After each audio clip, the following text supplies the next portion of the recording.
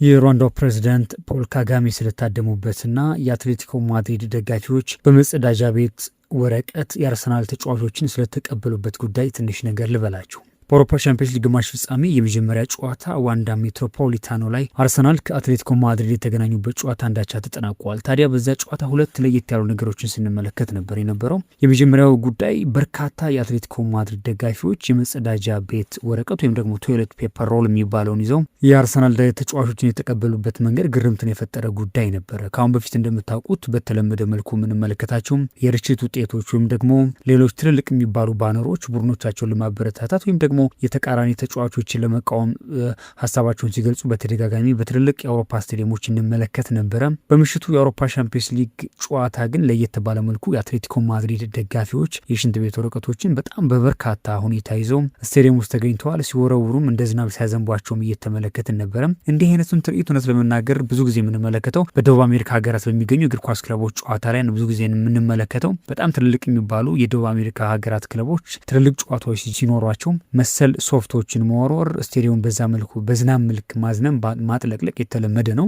በምሽቱ የአውሮፓ ቻምፒየንስ ሊግ ጨዋታ ግን የአትሌቲኮ ማድሪድ ደጋፊዎችን አድርገዋል። ትርጉሙ ምንድነው የሚለው ግን ለብዙዎች ጥያቄ ሆኗል። እሱ ነው እኔም ለእናንተ ልነግራቸው የፈለግኩት። እንግዲህ ብዙዎች እንደሚያነሱ ከሆነ ለተጋጣሚ ክለብ ወይም ለተጋጣሚ ቡድን ክብር አለመስጠት ነው ይላሉ። ግን በትክክልም ግን እንደዛ ማለት አይደለም። የአትሌቲኮ ማድሪድ ደጋፊዎች ይህንን ያደረጉት ለእግር ኳስ ያላቸውን ጥልቅ ስሜትና ፍቅር ለመግለጽ በማሰብ ይህንን ማድረጋቸውን እየተናገሩ ነው የሚገኙት። ብዙ ጊዜም ቀደም እንዳነሳው በደቡብ አሜሪካ ሀገራት ክለቦች ላይ እንዲህ አይነት ነገሮችን የምንመለከተው ለተቃውሞ ወይም ደግሞ የተጋጣሚ ቡድን ተጫዋቾችን ለመቃወም ሳይሆን ለእግር ኳስ ያላቸውን ፍቅር ለመግለጽ ቦታውን በነጭ ለማስዋብ የሚሄዱበት ርቀት እንደሆነ በተደጋጋሚ ተመልክተናል። የአትሌቲኮ ማድሪድ ደጋፊዎችም ትላንት ምሽት ያንን ሲያደርጉ ነበረ። በተለይ በጣም ያስገረመኝ የአርሰናል ወጣቱ ባለተሰጡ ተጫዋች ማክስ ዶማን ላይ ጭምር እንዲህ አይነት ሶፍቶች ሲወረወሩ እንደነበር ትላንት ተመልክተናል። እውነት ለመናገር እንግዲህ ዝግጅቱ የተጀመረው ፍሬንት አትሌቲኮ በተባለ ታዋቂ በሆነ የአትሌቲኮ ማድሪድ ክለቡ ደጋፊዎች ዋና ባለቤት አማካኝነት ነው። ይሄ የደጋፊዎች አስተባባሪ እንግዲህ ጨዋታው ከመጀመሩ አንድ ቀን በፊት ደጋፊዎች ቀደም ብለው ወደ ስቴዲየም እንዲመጡ ከዛ ባለፈ እንደገና ሶፍቶቹን ይዘው እንዲመጡና በዚህ መልኩ ስቴዲየሙ እንዲያጥለቀልቁት መልእክት አስተላልፎ ነበረ። ደጋፊዎቹ መልእክቱን ተቀብለው ቀደም ብለው ስቴዲየም ተገኝተው ነበረ። ጨዋታው ከተጀመረ በኋላ ከመጀመሩ በፊትም የመጸዳጃ ወረቀቶቹን በተደጋጋሚ ሲወረውሩ ስቴዲየሞቹን በዛ መልኩ ሲያጥለቀልቋቸው ተመልክተናል። ከዚያ ባለፈ እንግዲህ ብዙ ጊዜ በደቡብ አሜሪካ የተለመደ ጉዳይ መሆኑን ተከትሎ አትሌቲኮ ማድሪድ ከአርጀንቲና ጋር በተለይ በአርጀንቲና ብዙ የተለመደ ነው እንዲህ አይነት የድጋፍ አገላለጽ። አትሌቲኮ ማድሪድ ከአርጀንቲና ጋር ያለውን ቁርኝት በግልጽ ለመግለጽ የተጠቀመበት ስለመሆኑም እየተነገረ ነው የሚገኘው። እንደምታውቁት የአትሌቲኮ ማድሪድ ዋና አሰልጣኝ አርጀንቲናዊ ነው። ባለፉት 14 ዓመታት በታማኝነት ይህን ክለብ አገልግሏል። በክለቡ ውስጥ ደግሞ እንደ ሁሊያን አልቫሬስ እና የዲየጎ ሲሚዮኒ ልጅ አይነት አርጀንቲናን ተጫዋቾች በብዛት እየተጫወቱ ያሉበት ክለብ ከመሆኑ ጋር በተገናኘ ክለቡ ከአርጀንቲና ጋር ያለውን ቁርኝት በሚገባ ለመግለጽ መሆኑን በስፋት እየተነገረ ይገኛል። ሌላኛው የሩዋንዳው ፕሬዚዳንት ፖል ካጋሜ በጨዋታው ታድመው ነበረ።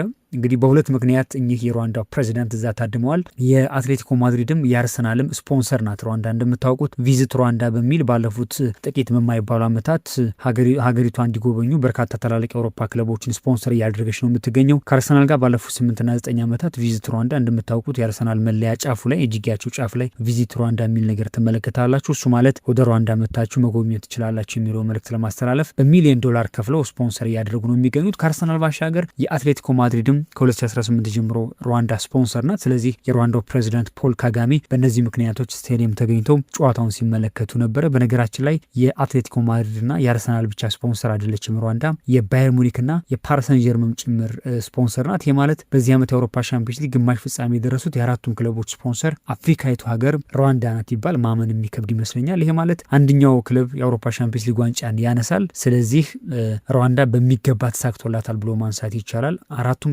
ሻምፒየንስ ሊግ ግማሽ ፍጻሜ የደረሱትን ክለቦች ስፖንሰር እያደረገች ነው የምትገኘው። ሌላኛ የተገኙበት ምክንያት ሰውየው ቀንደኛ አርሰናል ደጋፊ ናቸው። አርሰናል እንግዲህ በአውሮፓ ቻምፒየንስ ሊግ ግማሽ ፍጻሜ በዋንዳ ሜትሮፖሊታኖ ስታዲየም ከአትሌቲኮ ማድሪድ ጋር ሲፋለምና አንዳቻ በተለያየበት ጨዋታ ላይ ቡድኑን ሊያበረታቱ ጭምር ተገኝተዋል። በተለያዩ ምክንያቶች ዋንዳ ሜትሮፖሊታኖ ስታዲየም ላይ የተገኙትን ፖል ካጋሜን ተመልክተናቸዋል ማለት ነው። እንግዲህ በምሽቱ የአውሮፓ ቻምፒየንስ ሊግ ግማሽ ፍጻሜ የመጀመሪያ ጨዋታ ትልቅ የሚባሉት ሁነቶች እነዚህ ነበሩ። አንድም የአትሌቲኮ ማድሪድ ደጋፊዎች ሶፍት ወይም የመጸዳጃ ቤት ወረቀት የያዙበት ነው። ሁለትም ደግሞ ፖል ካጋሜ ቡድናቸውን ለማበረታታት ከዛ ባለፈ እንደገና ስፖንሰር የሚያደርጓቸውን ክለቦች ለመመልከት ስፔን የተገኙበትን አጋጣሚ ነበር የተመለከት ነው። እንዲህ አይነት ለየት ያሉ ስቶሪዎችን ወደ እናንተ ማድረሳችን እንቀጥላለን። እናንተን እንዲሰራላችሁ የምትፈልጓቸው ጉዳዮች ካሉ በኮሜንት ልታሳውቁን ትችላላችሁ።